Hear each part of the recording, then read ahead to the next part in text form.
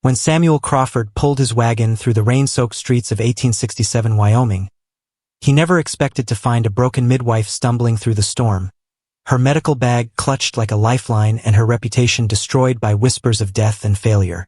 As he offered her shelter from both the weather and the town's cruel judgment, neither realized that saving each other would mean confronting the very forces that had torn their lives apart.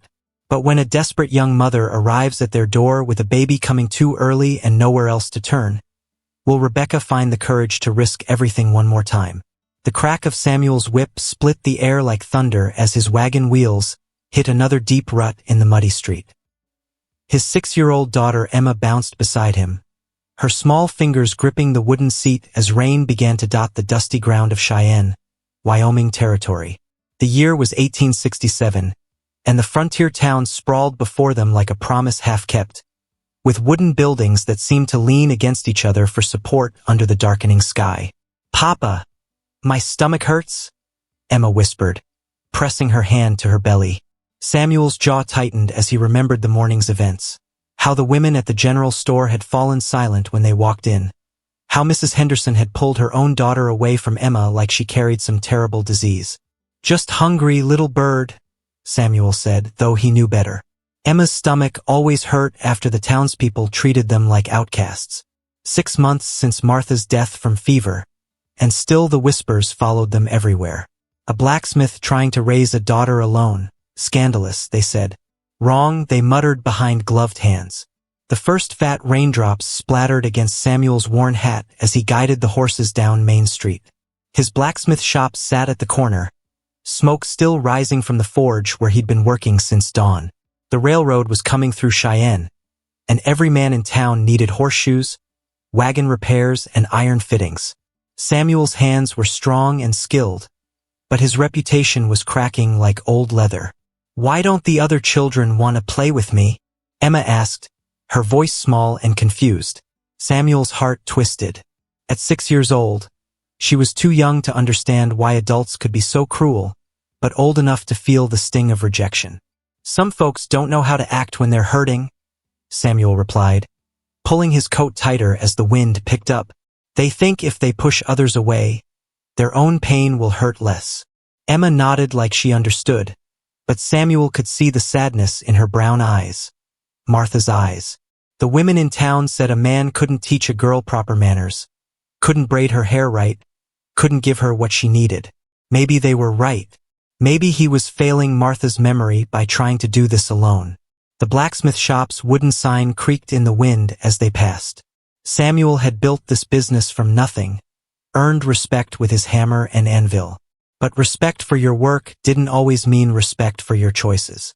The church ladies whispered that Emma needed a mother's touch, that Samuel should find a wife or give the child to a proper family. "I miss Mama," Emma said suddenly, her voice catching. Samuel's throat tightened. How many times had he heard those words? How many times had he wondered if he was enough? "I know, sweetheart. I miss her too."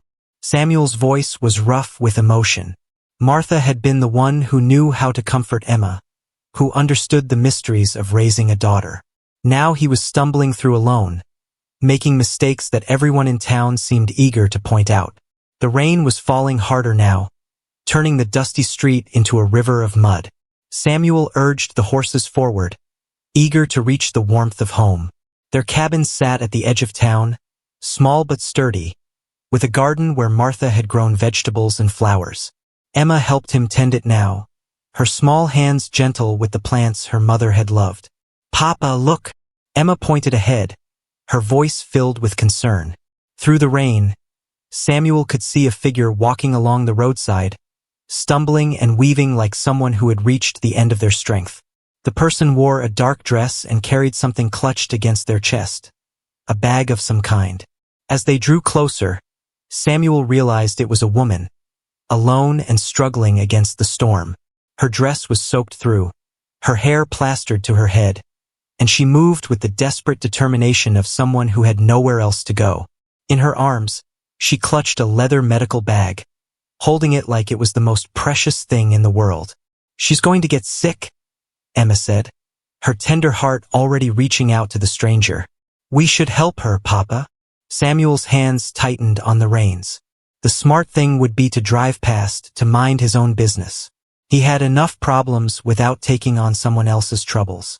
But as the woman stumbled and nearly fell, he saw something in her posture that reminded him of his own struggles. The way she held herself like someone bracing for the next blow. The woman looked up as their wagon approached, and Samuel saw her face clearly for the first time. She was young, maybe 25, with intelligent eyes that held a depth of pain he recognized. Her cheeks were hollow with exhaustion, and her lips were pressed into a thin line of determination. Rain streamed down her face like tears, and her medical bag was pressed against her chest like armor. "Whoa there," Samuel called to his horses, pulling the wagon to a stop beside the struggling woman. She looked up at him with wary eyes, clearly expecting rejection or worse. Samuel had seen that look before, in his own mirror, after Martha died and the town started treating him like he was broken. "Miss, you'll catch your death in this weather," Samuel called down from the wagon seat, his voice cutting through the sound of rain hitting the canvas cover. The woman stopped walking and looked up at him with eyes the color of storm clouds, her whole body trembling from cold and exhaustion. "I'm quite capable of taking care of myself," she replied, but her voice shook and her words came out in short gasps. Samuel could see she was barely holding herself together, like a rope that had been stretched too tight for too long. Emma leaned forward, her small face full of concern. "Lady, you're all wet and shivery. Papa makes the best hot soup, and our cabin has a warm fire." The woman's hard expression softened slightly as she looked at Emma, but she shook her head. "I couldn't impose. I just need to reach town before dark." "You're already in town," Samuel said gently, "and there's no shame in accepting help when you need it."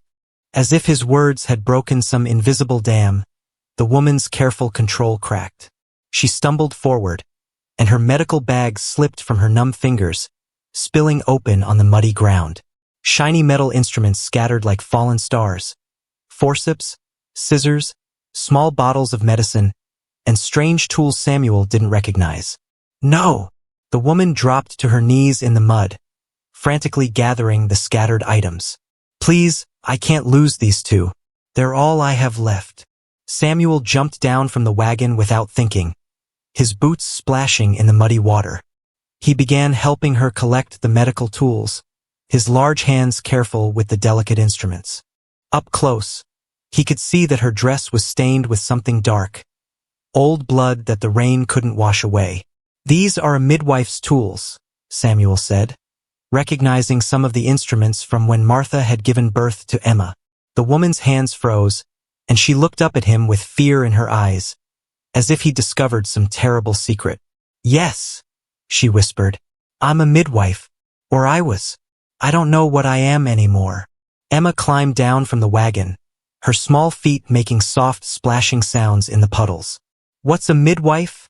she asked, her curious nature overcoming her shyness. "Someone who helps bring babies into the world," the woman answered, and for a moment her face lit up with genuine warmth. "It's a very special job, helping new little ones take their first breath." "Did you help me take my first breath?" Emma asked, tilting her head to one side. The woman's smile faded, and Samuel saw pain flash across her features. "No, little one. I've never been to this town before today." Samuel finished gathering the last of the medical instruments and handed them to the woman. She took them with shaking hands, her fingers lingering on each tool like she was saying goodbye to old friends. "I'm Samuel Crawford," he said, standing and extending his hand to help her up. "This is my daughter Emma. And you are?" The woman hesitated, like she wasn't sure she wanted to give her name. Finally, she took his hand and let him pull her to her feet. "Rebecca Hayes," she said quietly. I was the midwife in Laramie, 2 towns over." "Was?" Samuel asked gently, but Rebecca's face closed off again. "That's not important now," she said, clutching her medical bag tighter. "I just need to find somewhere to stay for the night, and then I'll be moving on." Samuel exchanged a look with Emma, who was watching Rebecca with the intense focus of a child trying to solve a puzzle. He'd seen that look of desperate loneliness before, in his own mirror, in the weeks after Martha died when he'd thought about giving up everything and running away. "The boarding house is full up with railroad workers," Samuel said. "Has been for weeks. But our cabin has an extra room, and Emma's right about my soup. You're welcome to stay until the storm passes." Rebecca's eyes filled with tears, and she looked away quickly. "I couldn't pay you. I don't have any money left." "Who said anything about paying?" Samuel asked. "Sometimes helping each other is just what neighbors do." "But I'm not your neighbor," Rebecca protested. "I'm nobody. I'm just someone who failed when it mattered most." Emma stepped forward and took Rebecca's free hand in both of hers. "You're not nobody," she said with the absolute certainty that only children possess. "You're Rebecca, and you help babies, and you're coming home with us." Rebecca looked down at Emma's small, trusting face, then up at Samuel's kind eyes. The rain was falling harder now, and thunder rumbled in the distance. She was soaked to the bone, exhausted beyond measure, and carrying a pain that felt too heavy to bear alone. "Just for tonight," she said finally. "Just until the storm passes." Samuel nodded and helped her climb up into the wagon. Emma settled beside her, chattering about their cabin and their garden, and how Samuel could fix anything that was broken. Rebecca listened with a small smile, the first genuine expression Samuel had seen from her. As they drove toward the edge of town, Samuel found himself wondering what had brought Rebecca Hayes to Cheyenne in the middle of a storm, with nothing but a medical bag and the kind of sadness that came from losing everything that mattered. He'd been where she was, broken, alone, convinced that his failures defined him. Maybe that's exactly why he couldn't drive past and leave her in the rain. Rebecca's eyes snapped open to the sound of Emma's bright laughter echoing through the cabin walls. For a moment, she forgot where she was, forgot the long journey, the rain, the kindness of strangers. Then the smell of bacon frying brought her back to Samuel Crawford's spare room, where she'd slept better than she had in months. Sunlight streamed through the small window, painting golden squares on the wooden floor. Rebecca sat up slowly, her body aching from weeks of walking and sleeping in barns or under bridges. The bed was simple but clean, with quilts that smelled like lavender and home. She'd almost forgotten what it felt like to wake up somewhere safe. Through the window, she could see Samuel in the yard, teaching Emma to throw a rope at a wooden post. His patience was remarkable. When Emma missed, he simply smiled and showed her how to adjust her stance. His sleeves were rolled up, showing strong arms marked with small scars from years of blacksmith work. "Try again, little bird," Samuel called, using the same gentle nickname Rebecca had heard him use the night before. "Remember, it's not about throwing hard. It's about throwing smart." Emma's rope sailed through the air and caught the post perfectly. She squealed with delight and ran to Samuel, who swept her up in a hug that made Rebecca's heart ache with longing. This was what family looked like, this easy love, this simple joy in each other's company. Rebecca dressed quickly in her spare dress, the only clean one she had left. Her traveling had been hard, and her clothes showed it. She brushed her dark hair as best she could and tried to make herself presentable. Through the thin walls, she could hear Samuel humming while he cooked, a low sound that seemed to make the whole cabin feel warmer. When she emerged from the bedroom, Emma bounced over to her like an excited puppy. "Miss Rebecca, did you see me catch the post with the rope? Papa says I'm getting good at it." "I did see," Rebecca said, smiling despite the heaviness in her chest. "You're very talented." Samuel looked up from the stove, his eyes meeting hers with a warmth that made her feel exposed and grateful all at once. "Morning. I hope you slept well." "Better than I have in weeks," Rebecca admitted, then wished she hadn't revealed so much. She didn't want these people to know how desperate her situation truly was. "Sit down," Samuel said, gesturing to the simple wooden table. "Breakfast is almost ready." The kitchen was small but efficient, with everything in its proper place. Rebecca could see Martha's touch in the details. Dried herbs hanging from the ceiling, pretty plates on the shelves, a woman's careful attention to making a house feel like home.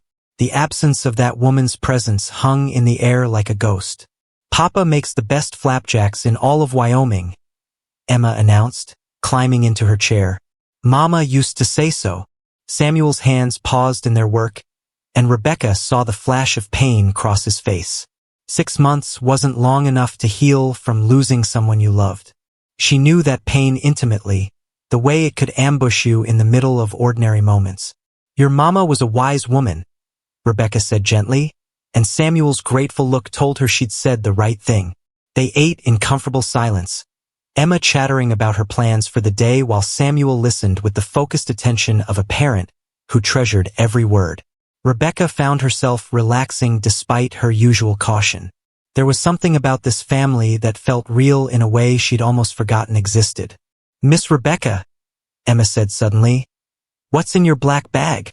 Rebecca's fork froze halfway to her mouth. The medical bag sat by the door where she'd left it, innocent-looking but carrying the weight of her entire life. "Medical supplies," she said carefully. "Tools for helping people. Can I see them?" Emma's eyes were bright with curiosity. "Emma," Samuel warned gently, "Miss Rebecca might not want to." "It's all right," Rebecca said, though her heart was racing. She retrieved the bag and opened it on the table, revealing the neat rows of instruments. Emma's eyes widened with wonder. "What's this one for?" Emma asked, pointing to a pair of forceps. "Those help when a baby is having trouble being born," Rebecca explained, her voice steadying as she fell into the familiar rhythm of teaching. "Sometimes babies need a little extra help finding their way into the world. And this," Emma touched a small bottle carefully, "medicine to help mothers feel better after their babies are born." Samuel watched the exchange with interest, noting how Rebecca's whole demeanor changed when she talked about her work. The nervous, hunted look faded from her eyes, replaced by confidence and knowledge.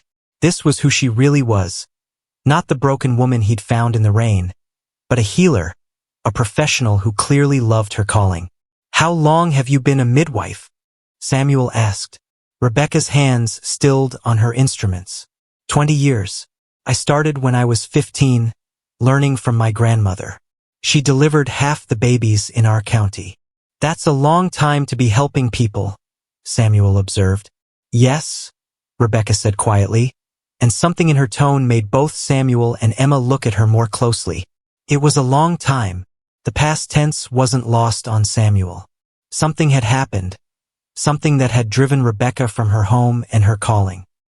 He could see the story in the careful way she handled her instruments, in the love and pain that warred in her expression. "I should be going," Rebecca said suddenly, beginning to pack her instruments away. "I've imposed on your kindness long enough." "Where will you go?" Emma asked with the directness of childhood. Rebecca's hands paused. The truth was, she had no idea. She'd been walking for 3 weeks with no destination in mind, just putting distance between herself and the town that had turned against her. The little money she'd saved was gone, spent on food and one night in a real bed when she couldn't bear sleeping outdoors anymore. "I'll find something," she said, but her voice lacked conviction. Samuel stood up, his decision made. "Stay another day, at least until you figure out your next step." "I couldn't." "You could," Samuel said firmly. "And you should. Emma and we know what it's like to feel alone. Sometimes having someone who understands makes all the difference." Rebecca looked at him, really looked, and saw the loneliness he tried to hide behind his gentle strength. This man was fighting his own battles, carrying his own burden of loss and judgment. Maybe that's why his kindness felt so real. It came from someone who knew what it meant to need help. "Just one more day," she said finally, and Samuel's smile was like sunshine breaking through clouds. The sharp knock on Samuel's door came just after noon, followed by a woman's desperate voice calling, "Please, is anyone there? I need help." Rebecca was in the garden with Emma, showing her which plants could be used for medicine, when they heard the commotion. Samuel dropped the horseshoe he was working on and rushed to the front of the cabin, Rebecca close behind him. A young woman stood on the porch, her face pale and twisted with pain. She couldn't have been more than 18, with blonde hair escaping from its pins and a dress that showed she was expecting a baby. Her hands were pressed against her swollen belly, and she was breathing in short, sharp gasps. "Mrs. Patterson?" Samuel recognized her immediately. She was newly married, her husband one of the railroad workers who brought business to his shop. "What's wrong?" "The baby," she gasped, leaning against the doorframe. "Something's wrong with the baby. It's coming too early, and Mrs. Fletcher is away helping with a birth 20 miles north. I don't know what to do." Rebecca stepped forward instinctively, her trained eyes taking in the woman's condition. The signs were clear: premature labor, and from the way Mrs. Patterson was holding herself, possibly complications. This was exactly the kind of situation that required immediate medical attention. "How far along are you?" Rebecca asked, her voice calm and professional. 7 months, Mrs. Patterson replied. Then her eyes widened as she really looked at Rebecca. "Wait. You're not from here. Who are you?" Samuel stepped between them, his protective instincts flaring. "This is Rebecca Hayes. She's a midwife." Mrs. Patterson's expression changed, hope and fear warring in her young face. "A midwife? But I heard Mrs. Fletcher was the only one for 50 miles. "I'm just passing through," Rebecca said carefully, but her hands were already moving to examine Mrs. Patterson's condition. 20 years of training couldn't be shut off, even when her confidence was shattered. Another contraction hit Mrs. Patterson, and she cried out, gripping Samuel's arm. "Please," she whispered. "I'm scared. The baby feels wrong, and my husband won't be back from the railroad camp for 2 days. I don't have anyone else." Rebecca felt her chest tighten with familiar panic. The last time someone had looked at her with such desperate trust, everything had gone wrong. The mother had died, the baby too, and Rebecca had been left standing in a room full of blood and accusation, her 20-year reputation destroyed in a single night. "I can't," Rebecca said, stepping back. "I'm sorry, but I can't help you." "What do you mean you can't?" Samuel's voice was sharp with disbelief. "You're a midwife. This woman needs help." "You don't understand," Rebecca's voice cracked. "I failed. The last birth I attended, both mother and baby died. Everyone said it was my fault. They said I was cursed, that death followed me wherever I went." Mrs. Patterson's eyes filled with tears. "Please don't let me die. Please don't let my baby die." Emma, who had been watching from the garden, ran forward and took Rebecca's trembling hand. "Miss Rebecca, you told me you help babies find their way into the world. This baby needs to find its way." Rebecca looked down at Emma's trusting face, then at Mrs. Patterson's desperate expression, then at Samuel's steady gaze. In his eyes, she saw something she'd lost: faith in her abilities, belief that she was more than her worst moment. "If something goes wrong," Rebecca began, "then we'll face it together," Samuel said firmly. "But right now, this woman and her baby need you. That's not about the past. That's about right now." Another contraction seized Mrs. Patterson, stronger than before, and she nearly collapsed. Rebecca's professional instincts overrode her fear, and she caught the young woman's arm. "How long have you been having contractions?" Rebecca asked, her voice steady despite her racing heart. "Since dawn," Mrs. Patterson gasped. "They're getting closer together." Rebecca's trained mind began calculating. If labor had been going on for 6 hours with a premature baby, there could be serious complications.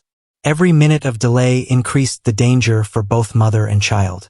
"Samuel, I need clean linens and hot water," Rebecca said, her voice growing stronger as she fell into the familiar rhythm of emergency care. "Emma, you're going to be my helper. Can you do that?" Emma nodded solemnly, understanding that this was important, grown-up business. "Mrs. Patterson, what's your first name?" Rebecca asked as she helped the young woman toward the cabin. "Mary," came the reply between contractions. "All right, Mary, I'm going to take care of you and your baby. But I need you to trust me, even when it gets scary. Can you do that?" Mary nodded, tears streaming down her face. "Yes, I trust you." As they entered the cabin, Rebecca felt the weight of that trust settle on her shoulders. She'd carried the guilt of one failed birth for months, let it define her worth and destroy her confidence. But looking at Mary's frightened face, she realized that running away hadn't solved anything. The only way to redeem herself was to face her fears and do what she was trained to do. "Samuel," she called. "I need you to send someone for Dr. Morrison in town, just in case, but don't wait for him to get here before we start. This baby isn't going to wait." Samuel nodded and headed for the door, then paused. "Rebecca." "Yes. I believe in you," he said simply, and those 4 words gave her more strength than she'd felt in months. As Rebecca prepared for what might be the most important birth of her career, she whispered a prayer to whatever gods watched over women in labor and midwives who'd lost their way. She was about to find out if redemption was possible, if skill could overcome fear, if one successful birth could balance the weight of one tragic failure. The baby was coming whether she was ready or not. All she could do was be the midwife she'd trained to be, and hope it would be enough. Blood stained the clean white sheets as Rebecca's hands worked with desperate precision, her fingers searching for the baby's position inside Mary Patterson's womb. The young mother's screams had given way to exhausted whimpers, and her face was as pale as winter snow. 3 hours had passed since the labor began in earnest, and Rebecca could feel time running out like sand through her fingers. "The cord," Rebecca whispered, her voice tight with fear. "The umbilical cord is wrapped around the baby's neck." Samuel, who had been holding Mary's hand and murmuring words of encouragement, felt his blood turn cold. Even he knew what that meant. The baby could strangle before it was born, or worse, the mother could bleed to death trying to deliver. Emma sat in the corner, her eyes wide with worry, clutching her rag doll like a lifeline. She didn't fully understand what was happening, but she could feel the tension in the room like electricity before a storm. "What do we do?" Mary gasped, her voice barely above a whisper. "Is my baby going to die?" Rebecca's hands trembled as memories flooded back. Another young mother, another difficult birth, another baby that wouldn't come. That night in Laramie, she tried everything she knew, but it hadn't been enough. The baby had died first, then the mother had bled out despite all Rebecca's desperate efforts to save her. "I can't do this," Rebecca said, pulling her hands back. "I can't risk it again. What if I make it worse? What if—" "Stop!" Samuel's voice cut through her panic like a blade. "Look at me, Rebecca." She raised her eyes to meet his, seeing strength and certainty where she felt only fear. "You're not in Laramie," Samuel said firmly. "You're here, with us, and this woman needs you. Not the midwife who failed once, but the midwife who saved hundreds of babies before that. Which one are you going to be?" Mary gripped Rebecca's wrist with surprising strength. "Please," she whispered. "I don't care about what happened before. I only care about what happens now. Save my baby." Rebecca looked at Mary's desperate face, then at Samuel's steady gaze, then at Emma, who nodded encouragingly from her corner. These people believed in her when she couldn't believe in herself. Maybe that would have to be enough. "All right," Rebecca said, her voice growing stronger. "But I need you to do exactly what I say when I say it. Mary, you're going to feel like pushing, but you can't. Not yet. Samuel, I need you to keep her calm and still." Rebecca's training took over, 20 years of experience guiding her hands even as her heart hammered with fear. She could feel the baby's position clearly now, head down, ready to be born, but with the cord wrapped once around its neck. Not the worst situation she'd encountered, but dangerous enough to kill if handled wrong. "I'm going to try to slip the cord over the baby's head," Rebecca explained, her voice calm despite the chaos in her mind. "If I can do that, the rest should be straightforward." Mary nodded, gripping Samuel's hand so hard her knuckles turned white. Samuel began humming softly, the same melody he used to comfort Emma when she had nightmares. The sound seemed to relax Mary slightly, her breathing becoming more controlled. Rebecca worked with infinite care, her fingers following the curve of the baby's head, searching for the cord. She found it, slippery and tight, but not impossibly so. If she could just get her finger underneath it. "There," she breathed, managing to slip the cord over the baby's head. "The cord is free. Mary, on the next contraction you can push." Mary's face transformed with relief and determination. When the next wave of pain hit, she bore down with everything she had, and Rebecca felt the baby begin to move. I can see the head, Rebecca announced, and for the first time in hours, her voice carried joy instead of fear. One more push, Mary. Just one more. Emma jumped up from her corner, her doll forgotten. Is the baby coming? Is it really coming? Yes, little one, Rebecca said, tears streaming down her face as the baby's head emerged. A beautiful, perfect baby is coming into the world. With the final push, the baby slipped into Rebecca's waiting hands. Tiny, slippery, and completely silent. For a heart-stopping moment, Rebecca feared the worst. Then she cleared the baby's mouth and nose, and the most beautiful sound in the world filled the cabin. A baby's first cry, strong and healthy. A boy, Rebecca announced, holding the infant up for Mary to see. You have a son. Mary burst into tears of relief and joy, reaching for her baby with trembling arms. Samuel's eyes were wet as he looked at the tiny miracle, and Emma clapped her hands with delight. He's so small, Emma whispered in wonder. But he's perfect. Rebecca cleaned the baby gently, her hands steady now, her confidence returning with each breath the child took. This was why she'd become a midwife, for moments like this, when life triumphed over fear, when her skills made the difference between tragedy and joy. Thank you, Mary whispered, cradling her son. Thank you for not giving up. Rebecca smiled through her tears. Thank you for trusting me when I couldn't trust myself. As she finished caring for mother and baby, Rebecca felt something shift inside her chest. A loosening of the tight knot of guilt and fear she'd carried for months. One successful birth couldn't erase the memory of her failure, but it proved that her failure didn't define her abilities. She was still the midwife who had brought hundreds of babies safely into the world. Samuel caught her eye and nodded, a small smile playing at the corners of his mouth. He'd seen her find herself again, seen her remember who she really was beneath the weight of one terrible night. The news spread through Cheyenne faster than wildfire on dry grass, carried by Mrs. Chen, the Chinese laundress who had stopped by to check on Mary Patterson and her new baby. By evening, a small crowd had gathered outside Samuel's cabin, their voices a mix of curiosity, judgment, and barely contained excitement. Rebecca stood at the window, watching the townspeople cluster together like storm clouds. Her stomach twisted with familiar dread as she recognized the pattern. The pointing, the whispering, the way they looked at Samuel's cabin like it contained something dangerous. They know, she said quietly. They know about Laramie. Samuel joined her at the window, Emma pressed between them. The crowd had grown larger in just the past few minutes, and at its center stood a tall man in black clothing, Reverend Morrison, his face stern with the kind of righteousness that left no room for mercy. Samuel Crawford, the Reverend's voice boomed across the yard. Come out here and explain yourself. Emma looked up at her father with worried eyes.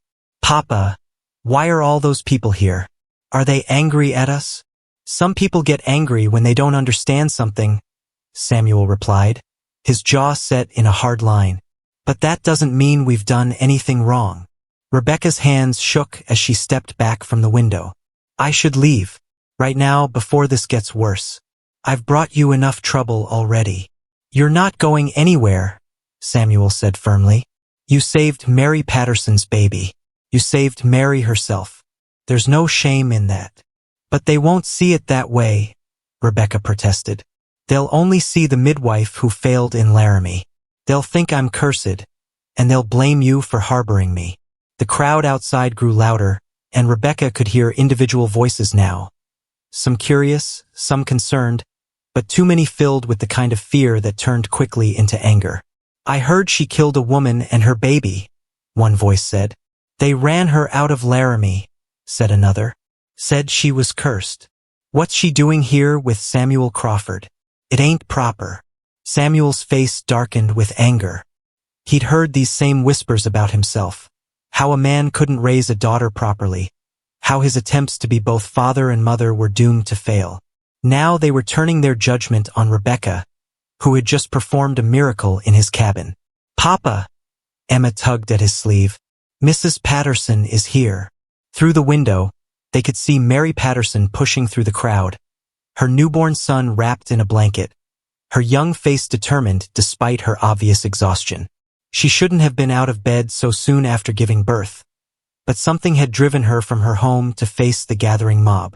"Let me through," Mary called, her voice cutting through the murmur of the crowd. "I have something to say." Reverend Morrison turned toward her, his expression softening slightly. Mary was one of the young wives he'd married just months ago, someone the community felt protective toward. "Mary, you should be resting," he said. "This is no place for you and the baby."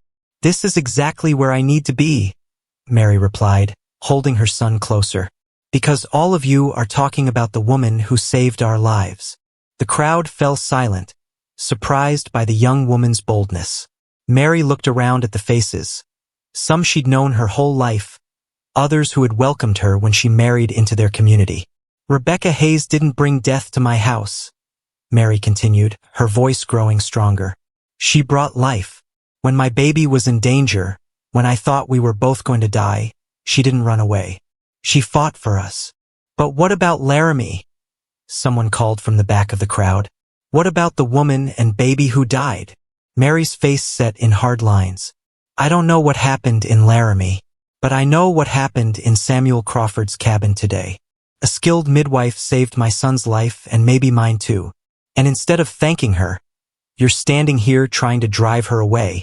Rebecca felt tears sting her eyes. She'd expected condemnation, expected the same rejection she'd faced in Laramie. But Mary Patterson was standing up for her, defending her when she couldn't defend herself. "One success doesn't erase past failures," Reverend Morrison said, though his voice lacked its earlier conviction. "And one failure doesn't erase 20 years of success," came another voice from the crowd. Old Mrs. Chun stepped forward, her small frame somehow commanding attention. "This woman helped my daughter when no one else would. Didn't charge nothing, neither. Sat with her all night when the fever was bad." More voices began to rise, tentative at first, then growing bolder. A farmer spoke of how Rebecca had helped his wife through a difficult pregnancy years ago, when she was traveling through their town. A merchant remembered her kindness to his sister. Stories emerged from the crowd like flowers pushing through hard ground, testimonies of skill and compassion that had been forgotten in the wake of one tragic night. Samuel felt his chest swell with something he'd almost forgotten: pride. Not just in Rebecca's abilities, but in his community's capacity for fairness when faced with truth. "The woman I found in the rain 3 days ago wasn't cursed," Samuel called out, his voice carrying clearly across the yard. "She was broken by judgment and cruelty. But she's not broken anymore. She's exactly who this town needs." Emma slipped her small hand into Rebecca's, looking up with the absolute trust that only children possessed. "See?" she whispered. "I told you they'd understand." As the crowd began to disperse, the angry murmurs replaced by thoughtful conversation, Rebecca felt something she hadn't experienced in months: acceptance. Not just tolerance, but genuine welcome from people who had heard her story and chosen to believe in her anyway. The road that had brought her to Cheyenne in the rain had been long and painful, marked by loss and rejection. But standing in Samuel's cabin, surrounded by the sound of a healthy baby's breathing and the voices of people defending her worth, Rebecca realized that sometimes the hardest journeys led to the most unexpected destinations. She was home. "Rebecca Hayes, you are not welcome in this house of God." The thunderous voice of Reverend Morrison echoed off the wooden walls of Cheyenne's only church as Rebecca froze in the doorway, her hand still reaching for the holy water font. Sunday morning sunlight streamed through the simple stained glass windows, but the warmth didn't reach the sudden chill that had fallen over the congregation. Every head in the church turned toward Rebecca, some faces showing sympathy, others displaying the cold judgment she'd hoped to escape. She'd been living with Samuel and Emma for 2 weeks now, helping with household tasks and slowly rebuilding her confidence after Mary Patterson's successful birth. This morning, she'd finally felt brave enough to attend Sunday service, hoping to find the spiritual comfort she desperately needed. "Reverend Morrison," Samuel's voice cut through the silence as he stood from his usual pew, Emma's small hand clasped in his. "Miss Hayes is our guest, and she's done nothing but good since arriving in Cheyenne. The Reverend's steel-gray eyes narrowed as he looked down from his pulpit. She brings the stench of death wherever she goes.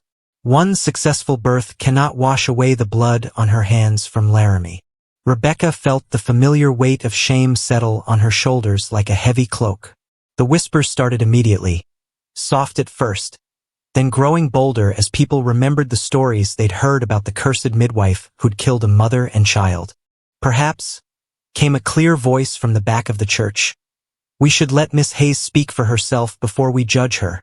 All eyes turned to see Dr. William Harrison, the circuit doctor who visited Cheyenne once a month. He was a respected man in his 50s, with kind eyes and gentle hands that had saved many lives throughout the territory. His presence commanded immediate attention. Dr. Harrison, Reverend Morrison said, clearly uncomfortable with the interruption. This is a matter of moral character, not medical opinion.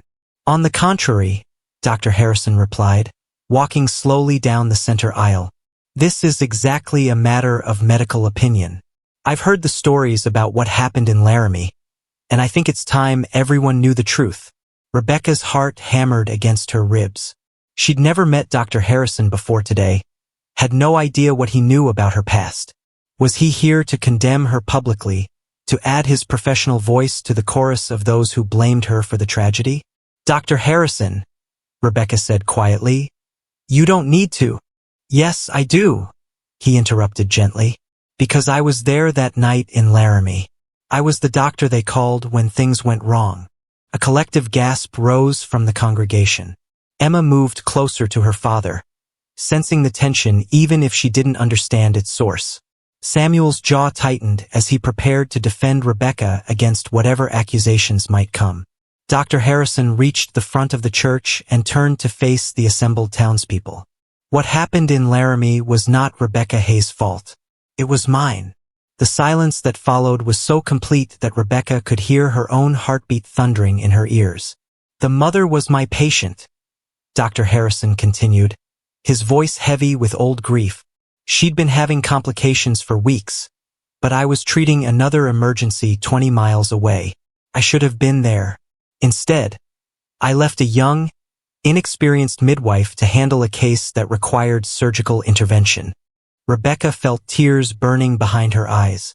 For months, she'd carried the guilt of that night, convinced that her lack of skill had caused the deaths. To hear Dr. Harrison take responsibility was like having a massive weight lifted from her chest. When I finally arrived, Dr. Harrison went on, Rebecca had been fighting for 6 hours to save them both. She'd done everything right, everything I would have done if I'd been there from the beginning. But some cases are beyond any of our abilities. Then why was she blamed? Asked Mrs. Chun, her accent thick with emotion. Dr. Harrison's face darkened. Because people need someone to blame when tragedy strikes. Because it's easier to condemn a woman working alone than to admit that sometimes, despite our best efforts, we cannot save everyone. Reverend Morrison shifted uncomfortably in his pulpit. Even so, her presence brings discord to our community. Her presence brings healing. Dr. Harrison interrupted firmly. I've examined Mary Patterson and her son. The birth was complicated, a cord around the neck, premature labor. In the hands of someone less skilled, both mother and child would have died. Rebecca Hayes saved 2 lives with her expertise. Samuel felt a surge of pride and protectiveness. He'd seen Rebecca's skill firsthand, had watched her transform from a broken woman into a confident healer. These people didn't know what they were trying to cast out. Furthermore, Dr. Harrison continued, I'm recommending to the Territorial Medical Board that Rebecca Hayes be officially recognized as the resident midwife for Cheyenne and the surrounding area. This community needs her skills. The announcement sent a buzz of surprise through the congregation. Some faces showed approval, others concern, but Rebecca noticed that the outright hostility was fading, replaced by thoughtful consideration. Emma tugged on Rebecca's skirt. What does that mean? She whispered. Rebecca knelt down to Emma's level, her voice soft with wonder.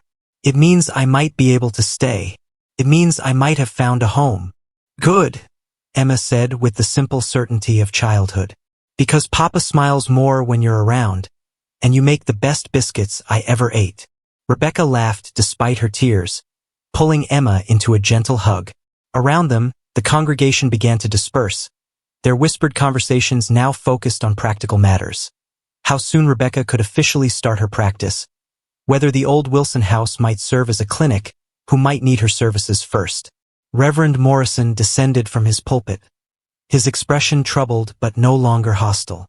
"Miss Hayes," he said formally, "it seems I may have been hasty in my judgment." "Thank you, Reverend," Rebecca replied graciously. "We all make mistakes when we're trying to protect what we love." Samuel stepped forward, his presence solid and reassuring beside her. "Rebecca's staying at our place for now, but she'll need proper housing if she's going to set up practice here. The old midwife's cottage behind the church has been empty for 2 years, suggested Mrs. Patterson, bouncing her healthy baby in her arms. "It's small, but it has everything needed for medical work." As the community began making plans around her, Rebecca felt something she'd thought was lost forever: belonging. Not just acceptance, but active welcome from people who wanted her to succeed. Dr. Harrison approached as the church emptied. "Miss Hayes, I owe you an apology. I should have spoken up months ago, should have made sure the truth was known." "You're speaking up now," Rebecca said simply. "That's what matters." She looked around the little church, at Samuel's proud smile, at Emma's bright eyes, at the faces of people who were beginning to see her as a neighbor rather than a threat. The road to redemption had been longer and harder than she'd ever imagined, but perhaps that made the destination all the more precious. 3 months later, the first snow of winter was beginning to fall when Rebecca heard the familiar creak of her cottage door opening. She looked up from the medical supplies she was organizing to see Samuel standing in the doorway, his hat dusted with white flakes and his cheeks red from the cold. "Evening house calls?" she asked with a smile, noting how he seemed to fill the small space with his presence. The cottage behind the church had become her sanctuary, part home, part medical clinic, with shelves lined with herbs and instruments, and a warm fireplace that made everything feel welcoming. "Emma's asleep," Samuel said, closing the door behind him. "Mrs. Chun is watching her for an hour." Rebecca's heart skipped at the deliberate way he said it. Over the past months, their friendship had deepened into something more precious and complicated. Samuel would find excuses to stop by her cottage, bringing firewood or fresh vegetables from his garden. Rebecca would visit them for dinner, teaching Emma about plants and listening to Samuel's quiet observations about life and loss. "How was your day?" Samuel asked, settling into the chair across from her small table. The cottage was modest but efficient, with everything Rebecca needed to serve the growing number of patients who sought her care. "Busy," Rebecca replied, her eyes brightening. "Mrs. Foster's baby is due any day now, and I delivered the Miller twins this morning, both healthy boys. And old Mr. Henderson finally let me look at that cough he's been hiding." Samuel smiled at the contentment in her voice. The broken woman he'd found in the rain had transformed into someone confident and vital, her calling restored along with her reputation. "The whole town's talking about how you saved the Henderson baby last week." "Breech birth," Rebecca said matter-of-factly. "Tricky, but not impossible if you know what you're doing. Dr. Harrison says you're the finest midwife he's worked with in 20 years. Rebecca felt warmth spread through her chest. Dr. Harrison had become not just a colleague but a friend, consulting with her on difficult cases and defending her skill to anyone who questioned it. "He's been very kind." "It's not kindness," Samuel said seriously. "It's recognition of your abilities." They sat in comfortable silence for a moment, the only sounds the crackling of the fire and the soft whisper of snow against the windows. Rebecca studied Samuel's face in the firelight, noting the laugh lines that had appeared around his eyes, the way his shoulders had relaxed as the town's judgment of his parenting had gradually faded. "Samuel," she said quietly, "I need to tell you something." His attention sharpened immediately. "What is it?" "I got a letter today, from Laramie." Rebecca's voice was steady, but Samuel could see the tension in her posture. "They want me to come back." Samuel felt his heart sink. "They do." Dr. Peterson, the town physician, wrote to Dr. Harrison asking about my skills. Apparently, Their new midwife isn't working out, and they've had 3 difficult births in the past month. Rebecca looked down at her hands. They're offering to publicly clear my name, to admit they were wrong about what happened that night. That's what you wanted, Samuel said carefully, though every instinct screamed against the idea of her leaving. Vindication. Recognition that you weren't to blame. Yes, Rebecca agreed. It is what I wanted. 6 months ago, I would have given anything to hear those words. But now, Rebecca stood and walked to the window, looking out at the snow-covered main street of Cheyenne.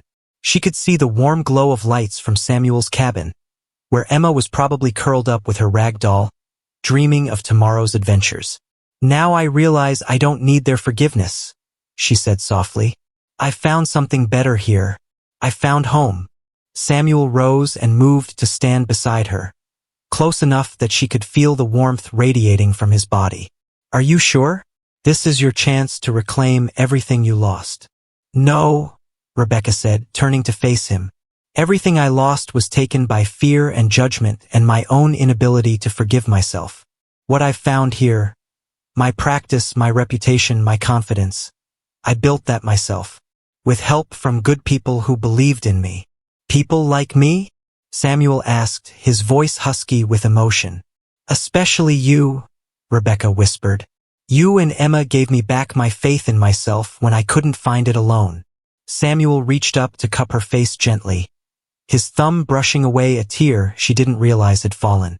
You gave us back our faith too. Faith that a family doesn't have to look like everyone else's to be real. Faith that love can grow in the most unexpected places. Samuel, Rebecca began, but he placed a gentle finger over her lips.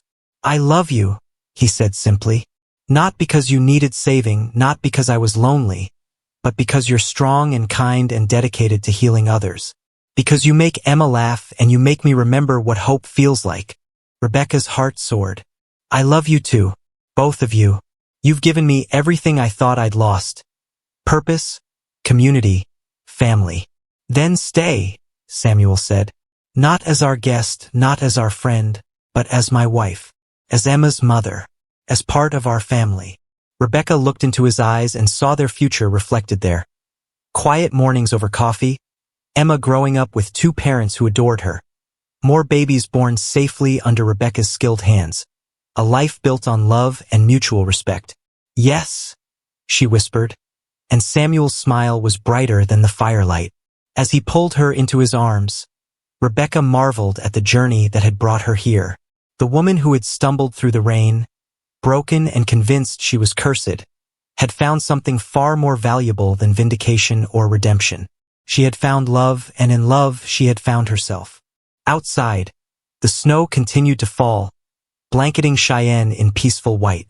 Inside the cottage, 2 hearts that had been broken by loss discovered they could heal together, creating something beautiful from the pieces of their separate sorrows.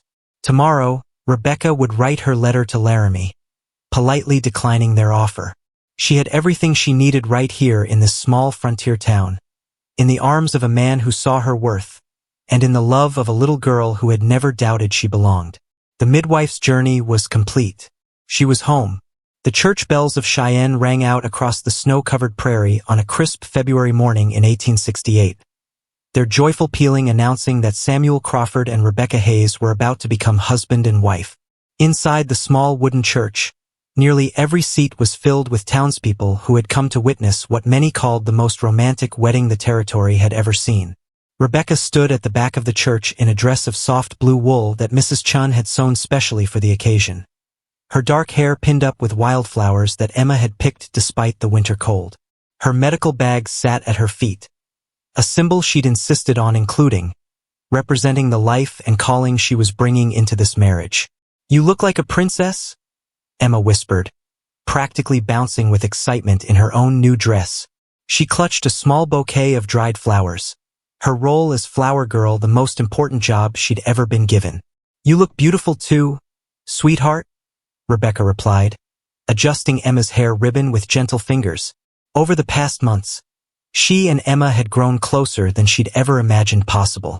The little girl who had once asked painful questions about missing her mama now chattered excitedly about having a new mother. At the front of the church, Samuel waited nervously, tugging at the collar of his best shirt. He'd closed the blacksmith shop for the day, something that would have been unthinkable just a year ago when he was struggling to make ends meet and prove he could raise Emma alone.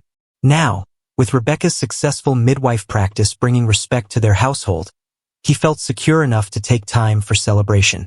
Dr. Harrison approached Rebecca with a warm smile. "My dear, you look radiant. Are you ready for this?" "I've never been more ready for anything in my life," Rebecca replied, and she meant it. The broken woman who had stumbled through the rain 8 months ago felt like a different person entirely.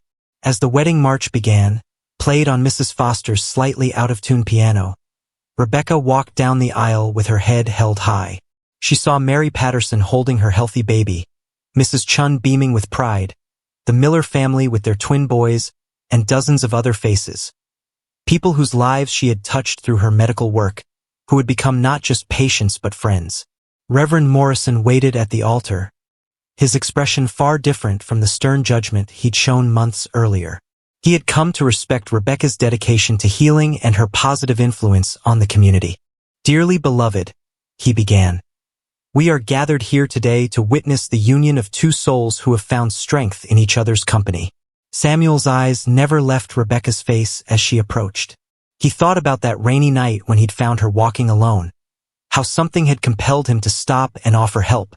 Now he understood it hadn't been mere kindness, it had been destiny. "Do you, Samuel Crawford, take Rebecca Hayes to be your lawfully wedded wife?" Reverend Morrison asked. "I do," Samuel said, his voice strong and clear. "I take her strength, her compassion, her calling to heal others. I take her as my partner in all things." "And do you, Rebecca Hayes, take Samuel Crawford to be your lawfully wedded husband?" Rebecca looked at Samuel, then at Emma's beaming face, then at the gathered community that had become her chosen family. "I do," she said firmly. "I take his kindness, his unwavering support, his love that never wavered even when I couldn't believe in myself. I take this family as my own." As they exchanged simple gold rings that Samuel had crafted in his forge, Rebecca felt the last pieces of her broken heart click into place.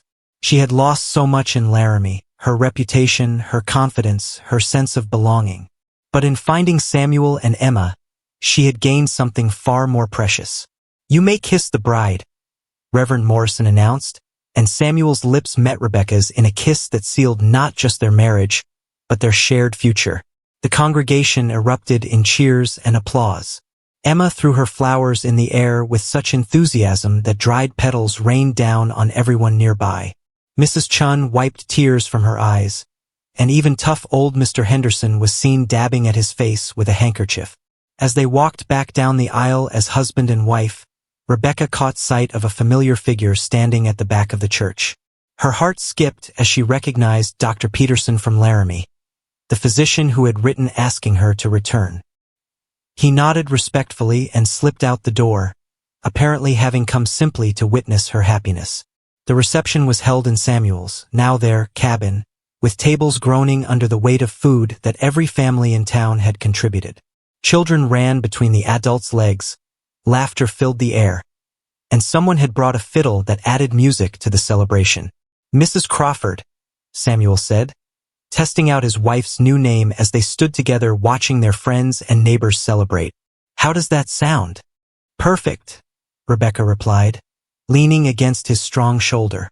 "Though I think I'll keep using Hayes for my medical practice." "Rebecca Hayes Crawford sounds very professional, don't you think?"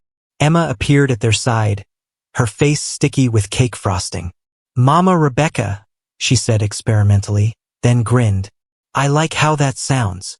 Rebecca's heart melted completely.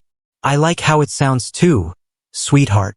As the evening wore on, Rebecca found herself reflecting on the incredible journey that had brought her to this moment. The rain that had seemed to wash away everything she valued had actually carried her exactly where she needed to be. Sometimes the worst storms led to the most beautiful destinations. Dr. Harrison approached them as the celebration began to wind down. "Rebecca, I have some news that might interest you." The Territorial Medical Board has approved your official certification. You're now the licensed midwife for this entire county. That's wonderful news, Samuel said, squeezing Rebecca's hand. There's more, Dr. Harrison continued with a twinkle in his eye. They want to establish a proper medical clinic here in Cheyenne, with you as the head midwife and me visiting monthly as the consulting physician. It would serve the entire county and the railroad camps. Rebecca felt excitement bubble up in her chest. A real clinic? With proper equipment and supplies. Everything you need to serve this growing community, Dr. Harrison confirmed. The railroad company is funding it as part of their expansion into Wyoming. They want to ensure their workers' families have access to quality medical care. Emma tugged on Rebecca's skirt. Does this mean we get to stay together forever and ever? Forever and ever, Rebecca promised, scooping Emma into a hug that included Samuel. They stood there in their small cabin, surrounded by the warm glow of celebration and the solid foundation of love, planning a future that looked brighter than anything Rebecca had dared to dream. 1 year later, spring sunlight streamed through the windows of the new Cheyenne Medical Clinic as Rebecca carefully cleaned her hands after delivering her 50th baby since the facility had opened. The crying of a healthy newborn girl filled the air, and Rebecca smiled as she placed the infant in her exhausted but grateful mother's arms. She's perfect, Mrs. Williams, Rebecca said gently.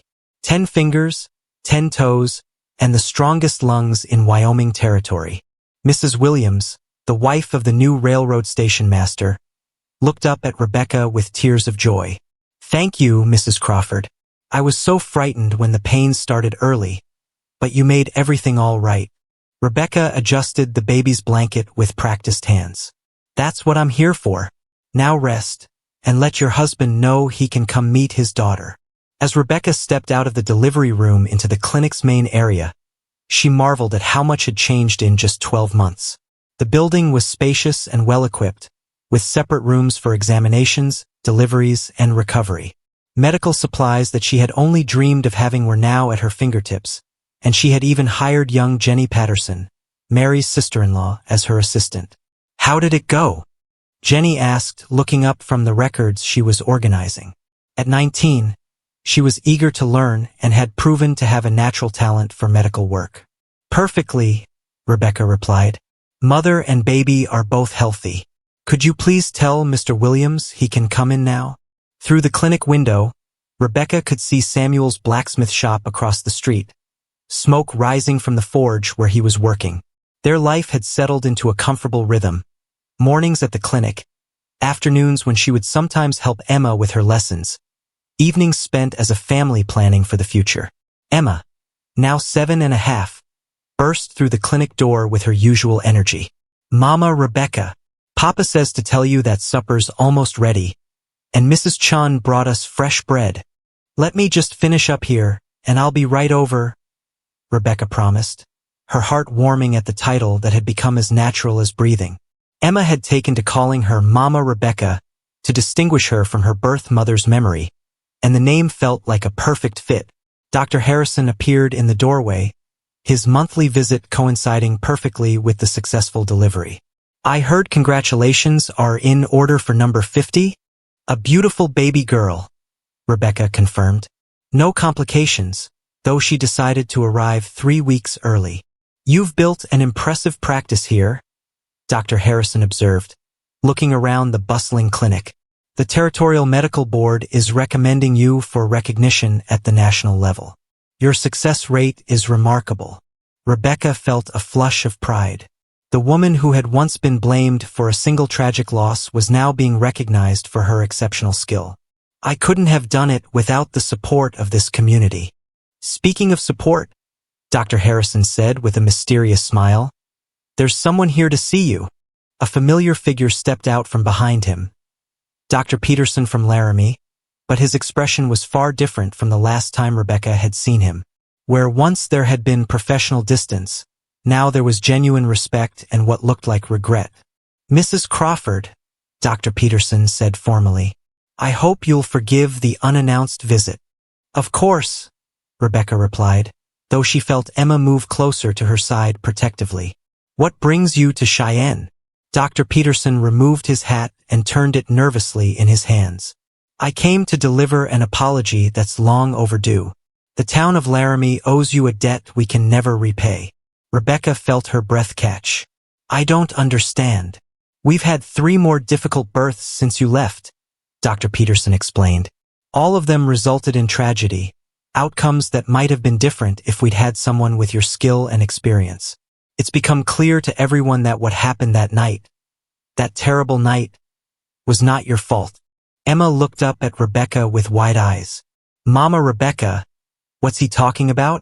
Old hurt that doesn't matter anymore, Rebecca said gently, smoothing Emma's hair. Dr. Peterson continued, the families involved in that tragedy have asked me to deliver their apologies as well. They know now that you did everything humanly possible to save both mother and child. Their anger was misdirected grief, and you bore the punishment for circumstances beyond anyone's control. Thank you for coming to tell me that, Rebecca said quietly. But I've learned something important this past year. I don't need forgiveness from people who wronged me. I need to forgive myself, and I've done that. The town council has voted to name our new medical facility the Rebecca Hayes Memorial Clinic, Dr. Peterson added. We want to honor your years of service and acknowledge the injustice done to you. Rebecca was quiet for a long moment, considering the offer. A year ago, such recognition would have meant everything to her. Now, looking around at her thriving practice, at Emma's trusting face, at the life she'd built in Cheyenne, she realized she already had something far more valuable. I'm honored by the gesture, Rebecca said finally. But I think that buildings should be named for someone who can benefit from the recognition. Perhaps Dr. Harrison, who has dedicated his life to serving frontier communities. Dr. Harrison looked surprised and touched. Rebecca, that's very generous, but nothing, Rebecca interrupted with a smile. My legacy isn't in a building with my name on it.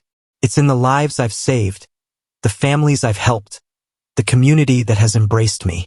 It's in Emma's bright future and in the love I share with Samuel. As if summoned by her words, Samuel appeared in the clinic doorway, his face slightly flushed from the heat of the forge. Sorry to interrupt, but Emma said there were visitors? Just old friends saying goodbye, Rebecca said, taking his work-roughened hand in hers. Dr. Peterson shook hands with both of them. Mrs. Crawford, your happiness is evident. Cheyenne is fortunate to have you. After the visitors left, Rebecca stood in her clinic with her husband and daughter, watching the sun set over the growing town of Cheyenne. In the distance, the railroad whistle announced the arrival of the evening train, bringing new families and new opportunities to their community. Are you happy, Mama Rebecca? Emma asked, leaning against her side. Rebecca looked around at everything she had built. Not just the clinic, but the life, the family, the sense of purpose that filled her days with meaning. The woman who had stumbled through the rain believing herself cursed had discovered something far more powerful than vindication. She had found redemption in love, purpose in service, and joy in the simple act of helping others find their way safely into the world. I'm happier than I ever dreamed possible, Rebecca said, pulling both Samuel and Emma close. I'm exactly where I belong. Outside, the first stars appeared in the Wyoming sky, and Rebecca knew that whatever storms might come, she had found her anchor in this place, with these people, in this life built on love and second chances. The midwife's journey was complete, but her story was just beginning.